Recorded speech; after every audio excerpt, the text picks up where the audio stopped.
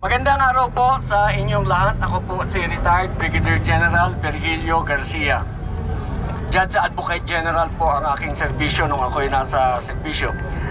Kami po ay pawang miyembro ng United People's Initiative at kami po ay nagpunta dito sa Supreme Court upang makiusap, upang makisamo na yung mga nakabinbin na mga kaso ay kung maaari ay resolbahin nila sa lalong madaling panahon. Ang aming pong sulat, babasahin ko verbatim para malaman ninyo, na-receive na po ito. Naipa-receive na po namin kanina, mga alas 11 ng tanghali ng umaga, at babasahin ko po sa inyo. To the Honorable Chief Justice and Associate Justices of the Supreme Court of the Philippines. Subject: respectful appeal for resolution of pending national cases.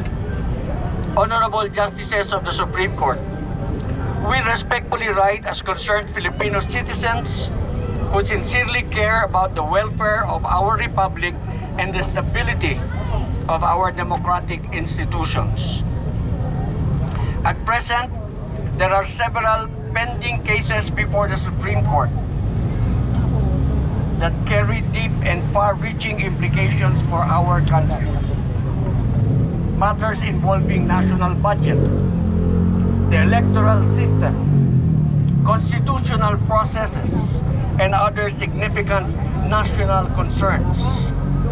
Among these cases are: number 1, Rodrigo Roa Duterte, Ronald De La Rosa versus Honorable Lucas Bersamin.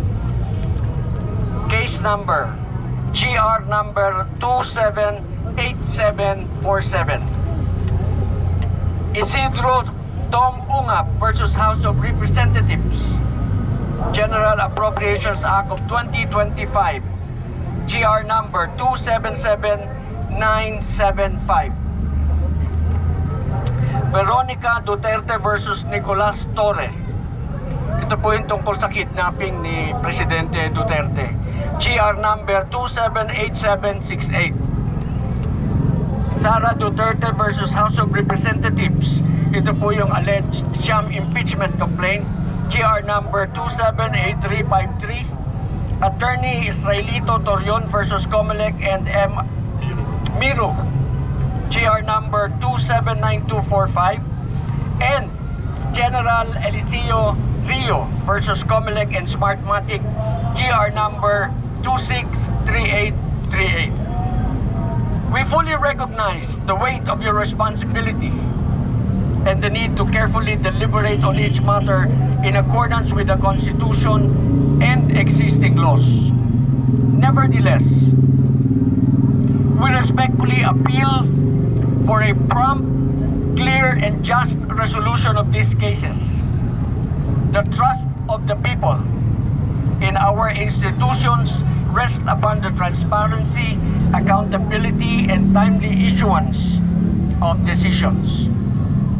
This is not an attempt to dictate upon the court, but rather a sincere appeal from citizens who place their hope in the independence, integrity, and stability of the judiciary. It is the prayer and aspiration of many Filipinos that justice prevail and that the Constitution remain the firm foundation of our nation.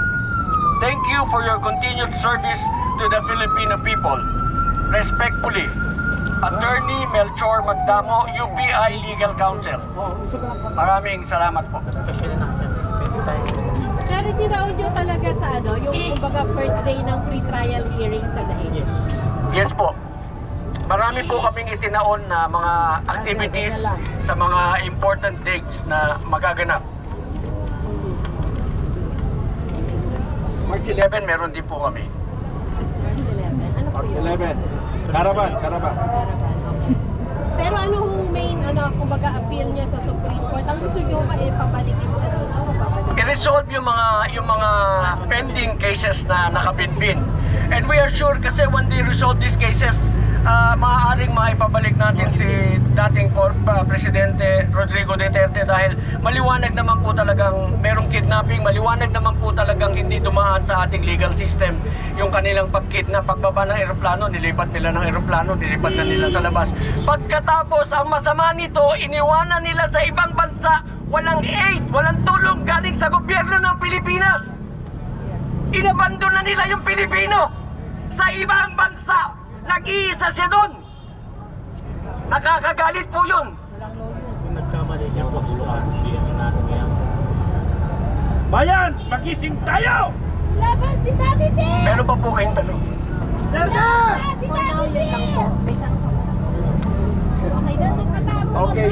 Maraming salamat po sa inyong lahat, sa inyong pagsubaybay sa amin. Maraming salamat po. We expect for a fair exposure din po sa ating mga kababayan. Ano po?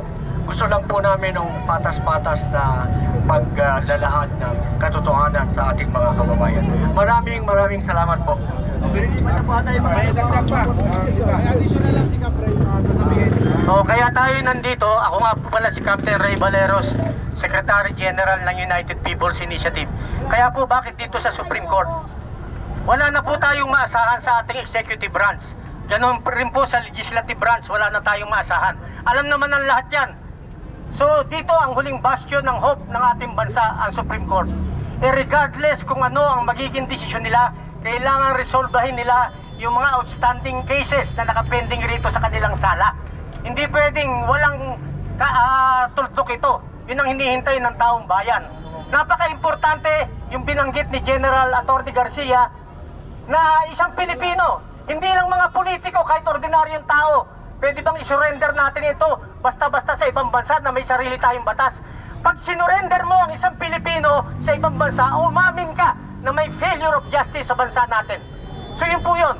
At pangalawa, General Appropriation Act, kung inaksyonan ng Supreme Court last year, bago magtapos ang session ng lower and upper house, sana hindi na naulit yung anomalya sa General Appropriation Act sa 2026. So yun po yung panawagan natin, resolbahin nila. At panghuli po, napaka-importante, wala pong safe sa election sa 2028. Wala po tayong pinapanigan kahit sinong tumakbo. Wala pong safe dahil alam natin, ilang dekada na ang nauupo sa gobyerno, hindi elected ng taong bayan, kundi selected ng COMELEC. Justisya para sa bayan! Kaya kailangan, bago dumating ang 2028, may tama natin ang proseso. Yung diabolical process sa COMELEC, matanggal na yan. Yung mga bayaran dyan, wala tayong maiuupo na talagang elected ng taong bayan. Walang safe sa election sa 2028 kahit anong partido mo. Kung sino ang malaking ibibigay, kung sinong may mandato, yun ang mananalo. So yan po yung ating inilalaban dito sa Supreme Court. Hindi po natin sila inuutusan. Tayo po ay nakikiusap sa kanila na resolbahin na ito at malaman ng taong bayan kung ano ba ang stand ng Supreme Court bilang huling taga-analisa ng ating batas at ng ating konstitusyon. Maraming po salamat sa lahat.